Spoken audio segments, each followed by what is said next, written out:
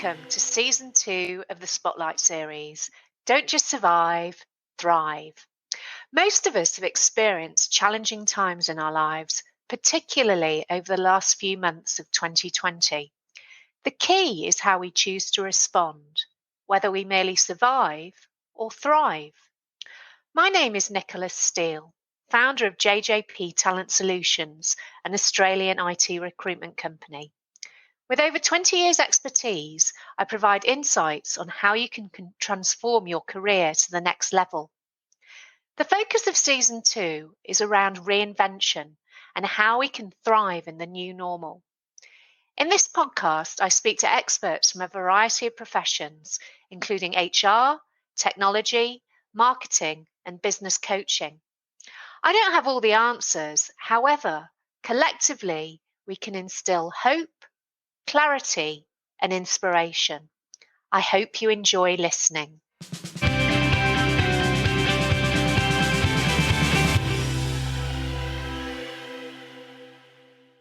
I'm delighted to introduce Chloe Rees. Chloe is a program manager, change wizard, and innovator. Today, we're going to talk about the impact of change during the pandemic and her predictions for the future. Chloe, thank you for joining me on Season 2, Episode 8 of the Spotlight series, Don't Just Survive, Thrive. Thank you so much for inviting me along to participate. Thank you, Chloe. So, Chloe, tell me more about you and your background and what you do. So my background is I started my career in HR about 15 years ago as a HR generalist, focusing on case management, recruitment and training, and a bit of return to work as well, so a bit of that rehabilitation activity. Relocated to London for 2 years in 2010, and I worked for a train leasing company as a HR project manager. So I was lucky enough to do some work in Luxembourg and Germany for one of their projects, which was pretty exciting. And I got to obviously deliver a program of work for non-English speaking backgrounds, which was something that really helped me improve my stakeholder engagement skills. More recently, so about 6 years ago, I actually transitioned into the technology field, and I was doing a bit of consulting work for about 2 years. And then I landed a permanent role with PowerLink Queensland, who's my current employer. So I initially was engaged to work on the corporate IT side, which is looking after all of your corporate apps, so your Microsoft Office and anything that runs off the corporate network. And more recently, so earlier this year, I was lucky enough to snag a position in the Next Generation Network Operations program of works. And I'm acting as a senior project manager for 3 transformation projects within that program. My main focus in the program is stakeholder engagement, change management, and delivering a positive outcome for PowerLink. One of the big pieces of work that I'm working on at the moment is actually a transformation for one of the key critical business areas within PowerLink. So that's focusing on your human factor design, situational awareness, technology, business processes, and also a bit of construction, so building, which is completely different to my normal background. So it's been a big learning curve. So PowerLink, like most organisations, is going through a huge technology transformation, and I'm pretty excited to be a part of the team that's leading and driving the change across the organisation. What I'm passionate about is obviously people and change management, and project and program delivery across your digitalisation and transformation processes. And I'm actually, as you mentioned, a self-proclaimed change wizard. I see my skills in change management as what I consider my wizardry, and it's a skill that I consider myself pretty good at, and that I'd be a leader in that field as well. Fantastic. So over the last few months, you're going to have seen a lot of change and in how we work, how we school, how we socialise. And as a change wizard, you're probably not resistant to change, but a lot of people are. So how do you think generally people's attitude to change will change in the future? There's a lot of change in that sentence. There is a lot of change. And how do you think people's attitude and appetite for change is going to adapt as it's been forced upon us over the last few months? I think majority of people will not be so adverse to change in the future, and they will probably come on board a lot quicker with big changes because of COVID and the changes that happen within the work environment and within people's personal lives as well. There are some people, though, that do not like change and will never like it. So I guess you can't factor those people out.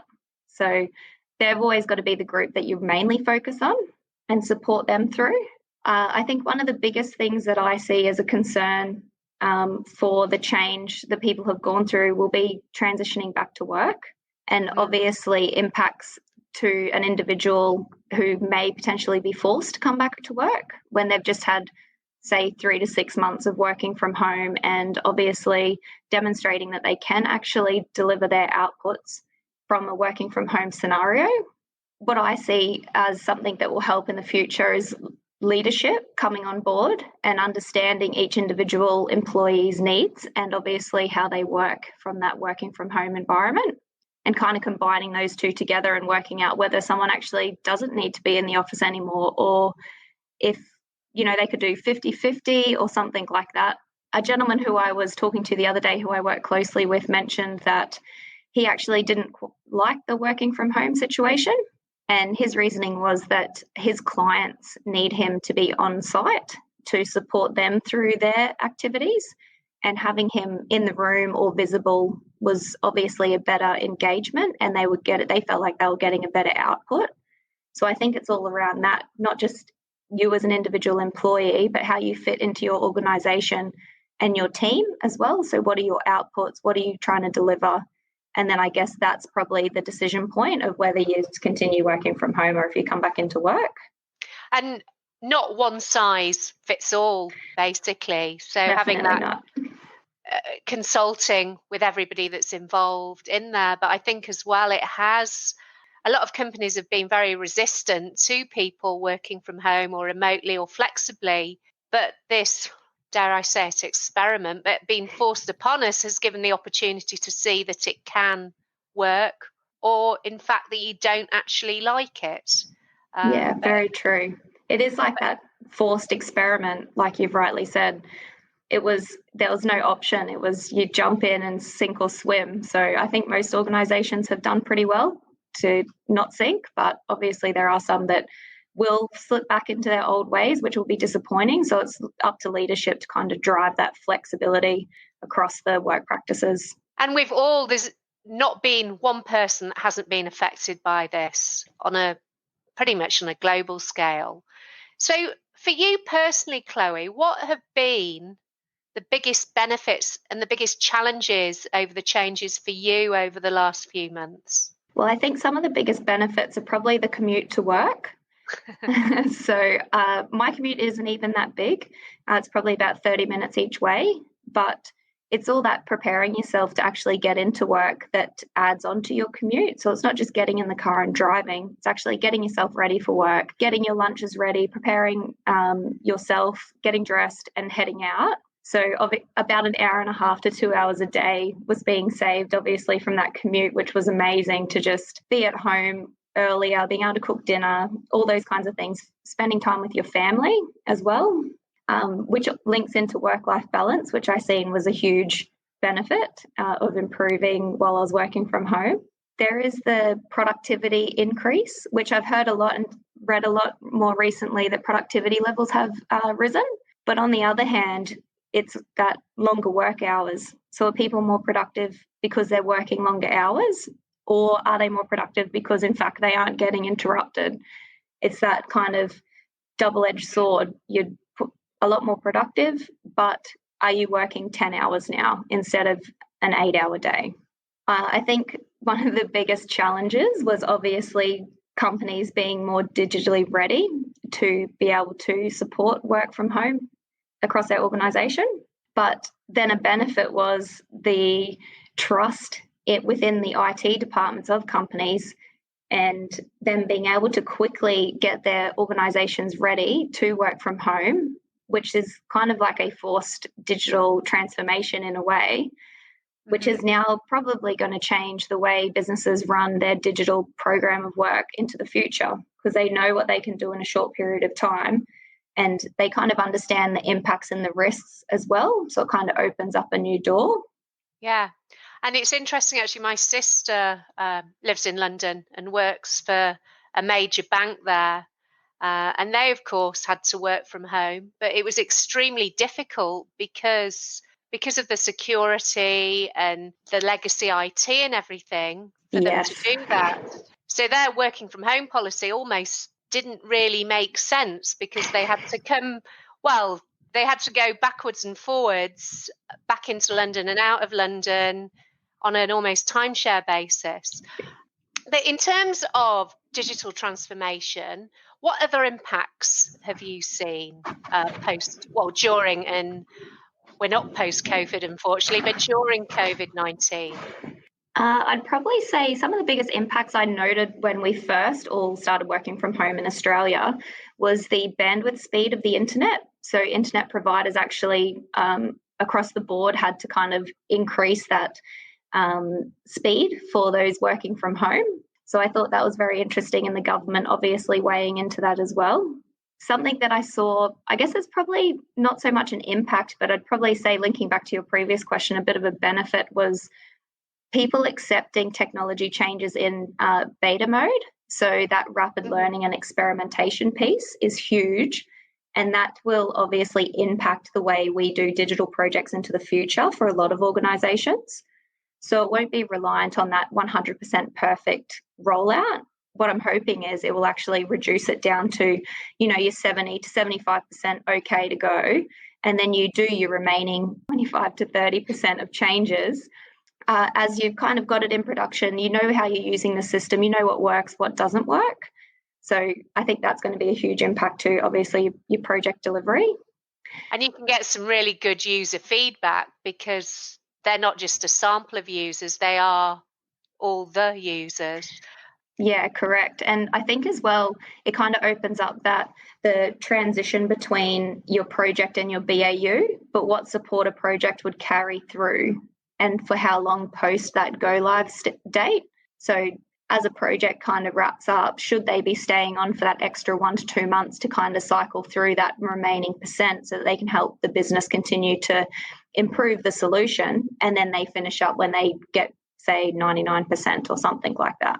Yeah, I did see, I was doing some reading recently with Deloitte, and they actually reported that some of the big impacts for digital are smartphone releases. So we won't see a lot of frequent smartphone releases this year.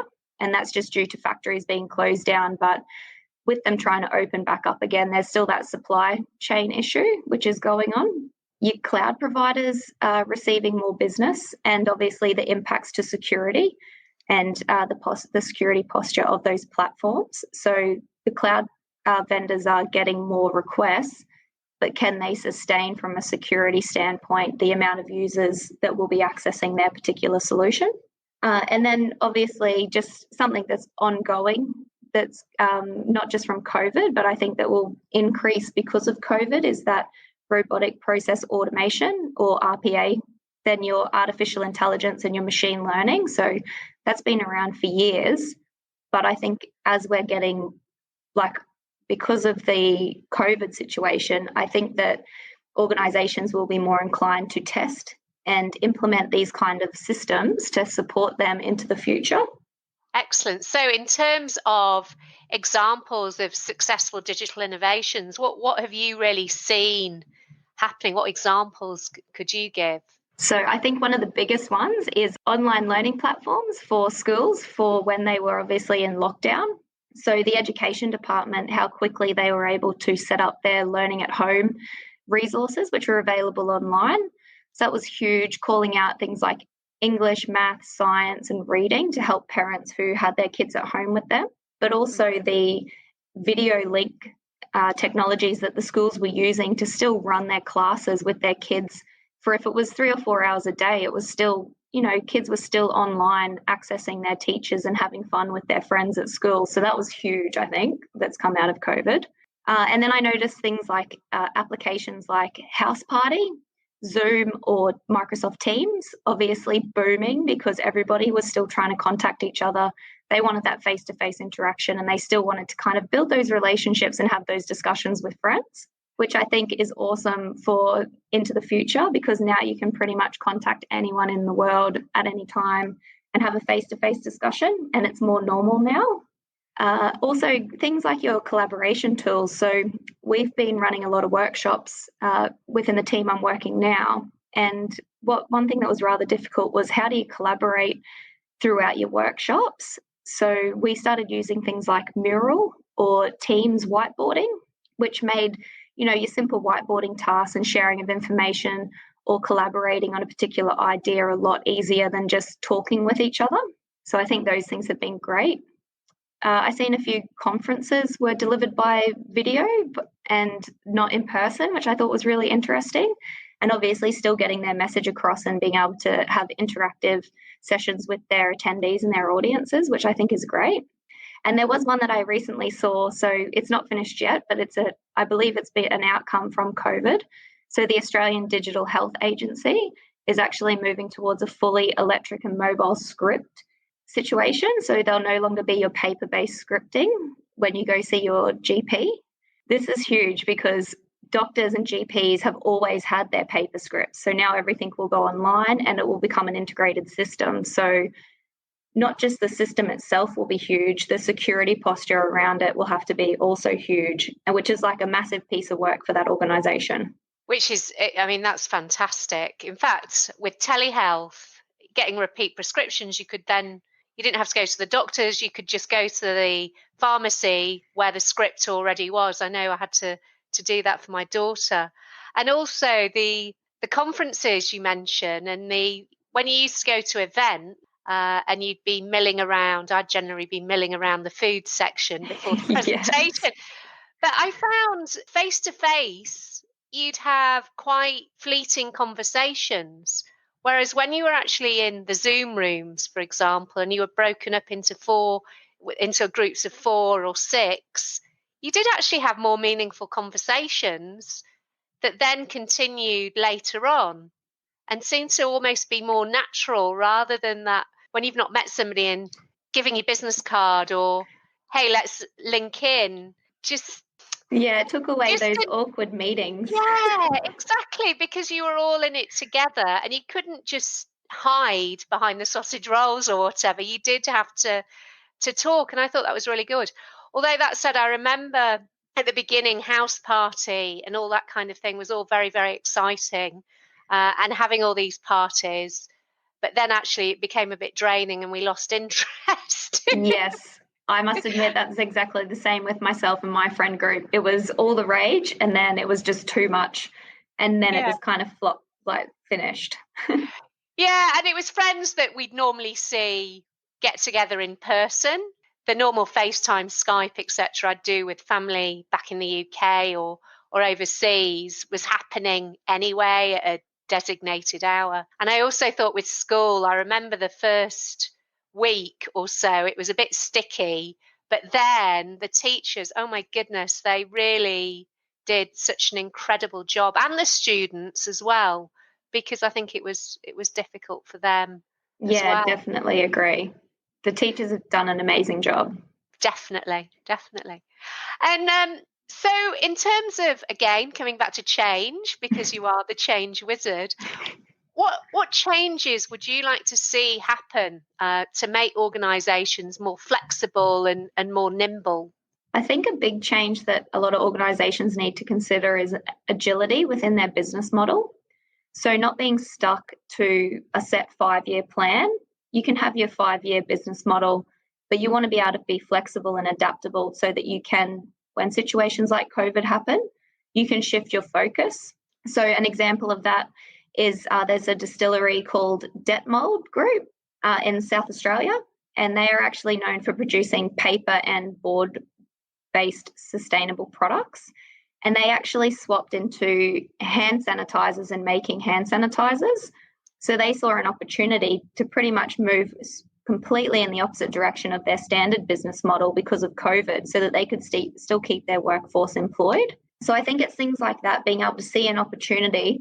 Yes, it is terrifying, but pulling your resources together and coming up with a new approach or a new temporary business model. It could be a business model for long term as well. Definitely encouraging more innovative thinking. So you want to solve your current problem with the new direction. And I guess with the business changing and the organizations trying to stay relevant, you want to make sure that people are able to make those innovative design decisions so they don't feel like they're locked down or not able, or their feedback not taken on board. So I think there's a lot of intelligent people within organizations who have very good ideas, but are probably a little bit too scared to bring them up. So having that opportunity to be able to do that. Obviously, leaders embracing that new norm. So we've had 3 to 6 months, I say 3 to 6 because some places went into lockdown a lot earlier than Queensland, of working from home and being able to be productive, demonstrating that we can work from home. So it's about leaders embracing that into the future, continuing with being flexible and adaptable to the situations that come up down the track. So when COVID's old news and something else happens, being comfortable with the employees, obviously still working from home, to be able to support them.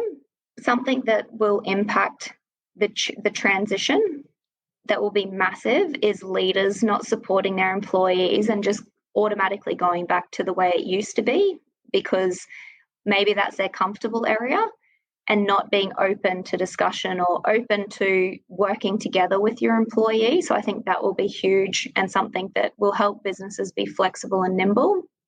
So I think as well, you mentioned about employees being listened to, and talks about collaboration tools and using more collaboration tools. And I think maybe people who are frightened about speaking out in public but have brilliant ideas might use Slack or Teams to make those contributions, and I guess have more diversity of thought as well. I definitely agree with you on that. I think it's been a great opportunity for extroverts to see how introverts work, which is something I've learned myself. So I'm quite extroverted. And obviously when lockdown happened, working from home, limited contact with people, using these online tools was my only way to interact. So it was nice to see introverts coming out of their shell and interacting a lot more frequently and a lot more freely with their information sharing across workshops and things like that. Definitely. So overall, Chloe, what would your predictions be for the future of work in 5-10 years' time? My predictions are going to be that we will move away from the strict 9-to-5 workday. It will focus on output and performance delivery over working a 5-day, 8-hour day for week. We will be able to work anywhere in the world from the comfort of our homes, and we will be able to have interactions on the global scale. So it'll be a lot more involvement across different user groups into particular ideas for some companies. I think that full-time parents won't struggle as much to find part-time jobs. They will probably be able to work full-time, but it will just be obviously outside of that 9-to-5 standard workday. It'll be across a 7-day roster that is basically, this is what we're expecting your output to look like, and this is your timeline of delivery. And then allowing that person to be able to work flexibly and get their task completed as to the timeline. So I think it'll change the way that we're, interacting and doing business completely. Absolutely. And interestingly, I'm a parent and have my own business, so I work full time, but I tend to work 7 days a week, but less hours each day. Yeah. So that I'm being a parent and I'm running a business. The only issue I can see with that, and I have to be careful myself, is not working too much, Yes. and then suffering burnout, and not even burnout. You just become a bit stale in the way that you think because you're always working, you're always at your desk. But I think those are some really great predictions, and it will be really, really interesting to see what happens in 2025. When my firstborn child should be in the workplace by then, and 2030 when my secondborn child will be as well. We'll see what happens. So thank you very much for sharing your insights, Chloe. Is there anything else that you'd like to share at all? So I guess the one thing I'd like to share from a change management standpoint and adversity towards change is if we consider that not that long ago, we all had Nokia 3315s, we all watched VHS, our internet was ADSL dial up, and now that we're in 2020, we all use smartphones, even my grandparents. Barely anyone has a landline, most people have a mobile. We can access NBN or the Wi Fi from anywhere in the world. We stream Netflix over VHS. And I mean, some of us completely skipped the DVD and Blu ray, needing to reset our whole video collection. And as society, we adapted to these changes because we had to, and we did it with reasonable ease. So, I mean, not everybody, as I said, was comfortable with the changes. People did buy a whole new video set of Blu ray and DVDs, and now it's on Netflix. But if we can do that, why can't we use these techniques to deal with changes that happen within our work environment, to let them happen with a bit more ease and obviously be a bit more welcoming and flexible towards them, because it's not something that we haven't dealt with before. Absolutely. And I'm smiling because I remember my father in the 80s when it was choosing your video, and he spent so much time researching it. Do you know what he went with? What? Betamax. I don't even know if you know what Betamax is. No, I definitely don't. Well, it was between Betamax and VHS, and VHS won the war, but unfortunately my father had bought a Betamax video player. Oh, no. And then he's had to change to VHS and then Blu-ray, and now he's on Netflix. Yes, and it's that situation of we stood in Blockbuster for hours trying to work out what movie to choose, and now we sit on our couch and flick through the hundreds of movies that Netflix offers and still spend the same time trying to work out what we want to watch.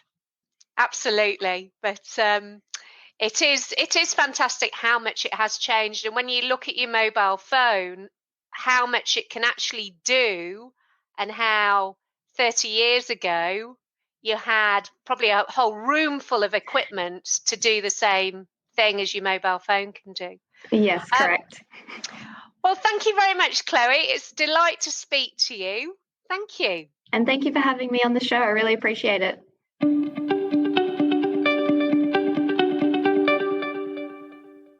I hope that you enjoyed this episode.